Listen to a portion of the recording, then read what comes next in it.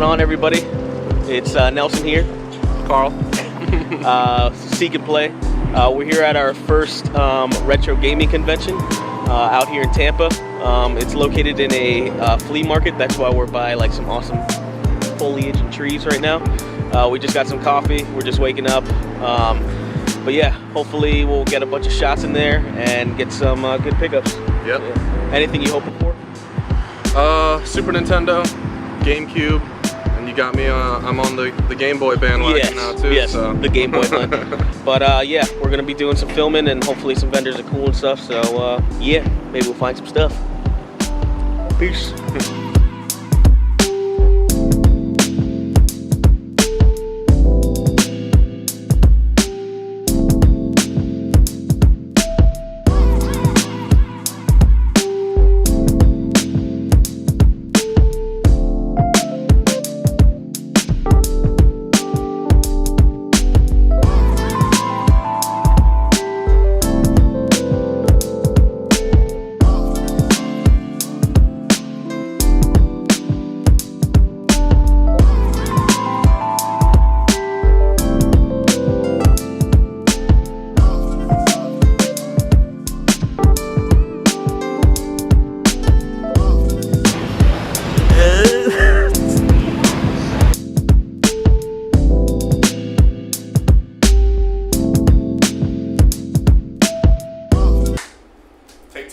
Take two.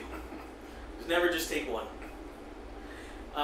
What's going on, everybody? We're back at my crib after the convention, per se. It was really good. How Yeah. did you? Had a good time. Very surprised. Yeah. A little bit smaller than we thought, but every vendor had a good booth, good setup. Yeah. Lots of good games. Yeah. It was like it's a gigantic flea market basically, and they have different halls set up, and it was like a quarter of like basically a wing of one of the things, but they had a bunch of vendors. Yeah. They had one primary pop vendor, and then everybody else was like retro gaming and toys. Toys, yeah, lots of different collectible things and signs. Yeah. Found a little toy Mario Kart Yes. replica, like a little Tykes thing. Yes. But it was a Mario Kart. Yeah, that was cool. Yeah. But yeah, we I think we did a really good job. The vendors were super cool. They worked out a lot of deals with us because we kept buying a couple of different variants and stuff like Pretty that. much we're able to haggle at every booth. Yeah. Yeah, everyone was willing to drop down at least $1 or $2 a game and stuff like that. Yeah, and everybody was cordial. Everybody was cool. Definitely like just a diverse group of people too. Yeah. There was young people, old people, people that were just in the flea market that just happened to stop by there. Yeah. But it was cool. We got quite a bit of games. This is what I got as far as cartridges and all that stuff. And Carl got a big stack. Yeah, buddy. With some GameCube games in there. Yeah, a little bit of everything. Yeah. Got some pops and stuff. And this little toy Yoshi for like $1, which was awesome. But yeah, we had a really good time. What we're gonna do is basically play through the game and test them and all that stuff, and then we'll probably have another breakdown or a review of what we hauled today. Yeah, pick out some of our favorites. Make sure we know what we're talking about. Yeah, for sure. But yeah, we had an awesome time. Thank you for watching the video. Please subscribe to our channel. I'm not sure if this is the end, but if it's not, we're going to transition to the breakdown or not, but we don't know what we're doing. So, yeah, thank you for watching. Yep. Peace. All right, so we are back. It's been About 2 weeks. So we time traveled through the future. We're wearing different clothes, and you'll definitely see this clothes in a different video. Yeah. But yeah, we've had about 2 weeks to play these games and these pickups that we did. So we're just gonna highlight some of them that we basically did. I know I got quite a bit of games. Carl definitely got a lot of games. So it's gonna be a really long video if we do that. But we're just gonna kind of highlight certain games that we got and why we got them and all that stuff. So, Carl, if you'd like to start. Okay. For my first one, I'll go ahead with this pretty beat up copy of Deja Vu. This was actually recommended by, why can I not remember his name? Real nice guy. Yeah, I think his name was John. John, yeah, I think. And if right. it's not, it's a fictional name now. Really nice guy recommended this. This is a point and click, like detective game, and I had never played a game like this on the NES, and it was pretty cool. It plays pretty well and seems to have a good story to it. I didn't beat it or anything, but Yeah. Definitely a good recommendation by him. Yeah, I might have to play that, man, because I beat that Batman game, and it was kind of like a detective, like. Yeah. It's really neat. I mean, you like wake up and you've lost your memory and stuff, so you're kind of trying to put clues together to figure out who you are and how you ended up there and all that. Oh yeah. The first one I'll talk about is this Batman the video game. It's by Sunsoft. I had no, it's a typical thing of like, it's a movie that turned into a video game. Like they did that a lot back in the days. But this game in particular was in my a book that I got called. It's basically like a list of NES classic like cult games, stuff like that. Like stuff worth mentioning, like that maybe wasn't like big publishers like Nintendo themselves and stuff like that. So I picked this up. It's a pretty decent game. But I'm looking forward to beating it, of course. But yeah, it's a good Batman install game. But I've been picking up a lot of Sunsoft stuff. Yeah. Ever since I've been reading that book, and they haven't disappointed yet. Yeah. Yeah. Definitely. For my next one was one that Nelson actually found and ended up not getting. Regrets. And, it's Rocco's Modern Life, Spunky's Dangerous Day.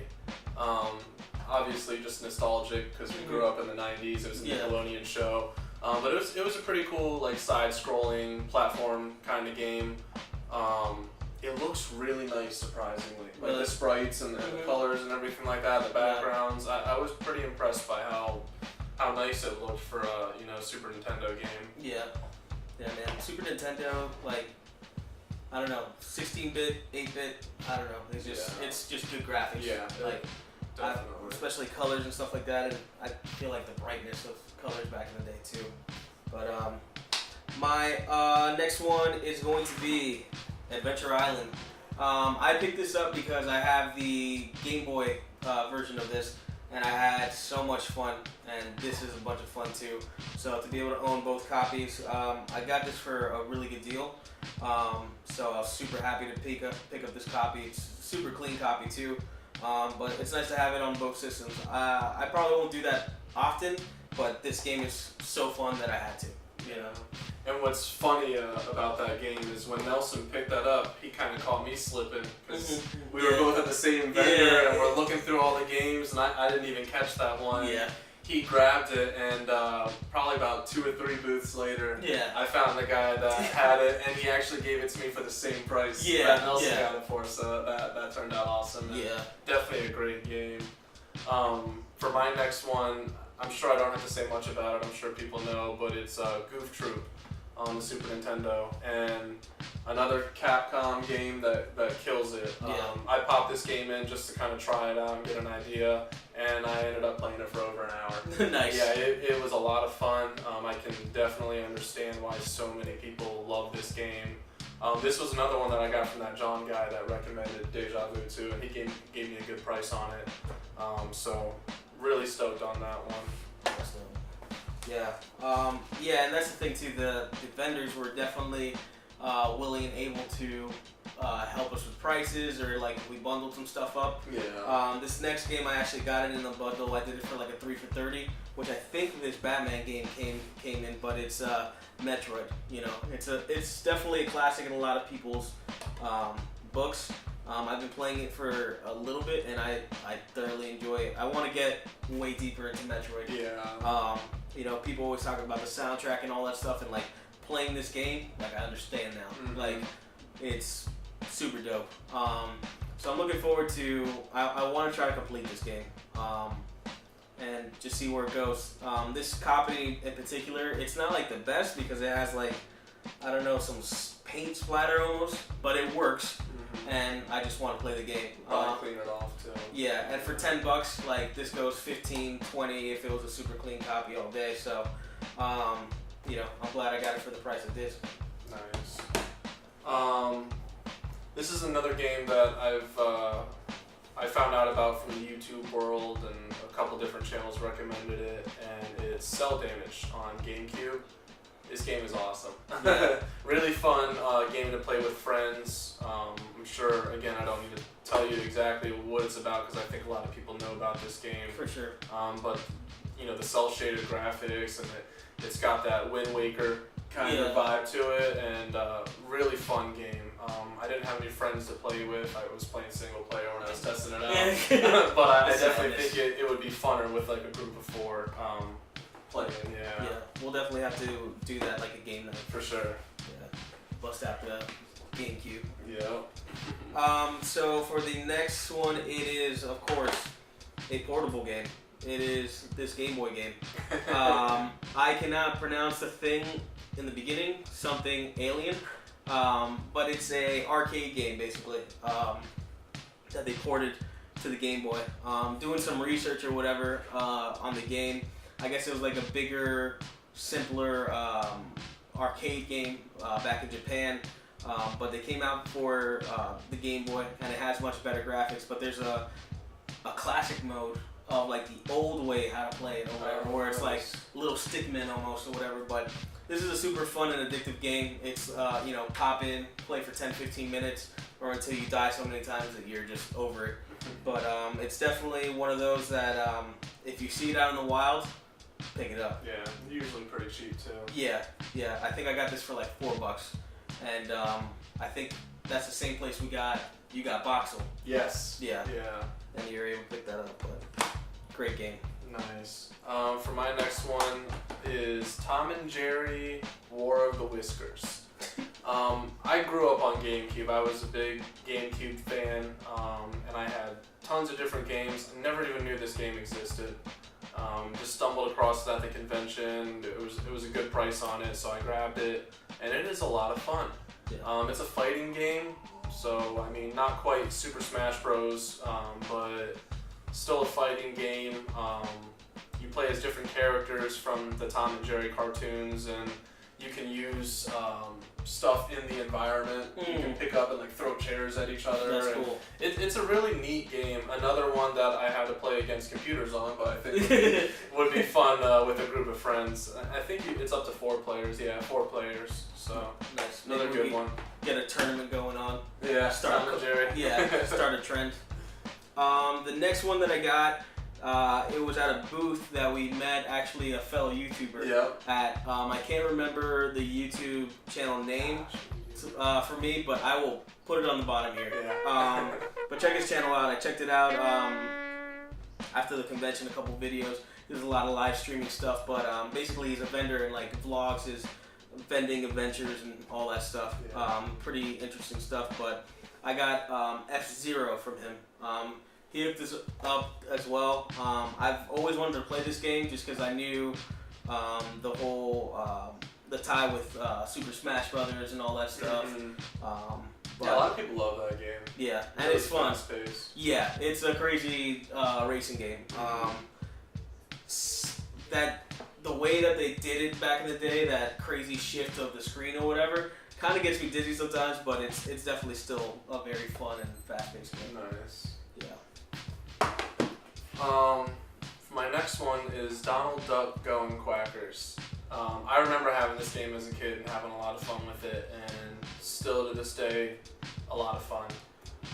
Almost reminds me a little bit of like Crash Bandicoot. You know, the way the worlds are and the courses and stuff that you're running through. It reminds me a lot of it. But a lot of fun. Just a fun game. This is another one that I just popped in just to kind of test out, make sure it worked and everything, and found myself playing for like 45 minutes, an hour. Nice. Yeah, so. Yeah, and before he found that, I found the Game Boy Color version of it, which leads me to my next game, which is this game. But yeah, it's completely different. This is like a side-scrolling type of thing. But I remember us having a conversation about it maybe 2 or 3 weeks before the convention or whatever. We were talking deep about this game, like how we used to go to Blockbuster or whatever, rent a game, and it was like fire and stuff like that, you know. But and what's funny is the game that I got actually is a Blockbuster copy. Yes, which is even better. Yeah. Rest in peace, Blockbuster. But yeah, that's it for my games. Do you have? I just have one more, and surprisingly, I mean, this is another one that I had as a kid, and I couldn't quite remember the year that I had. And I'm not a sports guy at all. I don't buy any sports games. I'm not really a big fan of them. I like Mario Tennis, Mario Baseball and stuff, but not like Madden and all that. But it's NHL Hits 2003. This was just a loose disc. I think I picked it up for like $1 or $2. Nice. And I was so happy when I got home and realized this was the year that I had when I was a kid. And this game, there's just something about it. You know, it's a hockey game, obviously, and hits. You know, there's some big hits in the game. You can hit people and knock them through the glass. When your meter is up, you can use like your special, and your guy will turn on fire. You can turn the whole team on fire, and it's just a fun game. I have a lot of fun with it, and was happy to get it again. That's awesome. Yeah, and like I never see Carl buy like a loose disc game ever. So like for him to buy it, because like even when he just showed up to the crib, I didn't even know he bought that or whatever, and just it's got to be a good game, and it's awesome. That well, the reason I bought it loose too is because again I didn't know if it was going to be the right year. If it was even going to be the right game. I just remember it was an NHL Hits game that I had fun with, and I mean for $1 or $2, why not? I'll find the case later on down the road. For sure. It's about playing the games, not only looking at it. Yeah.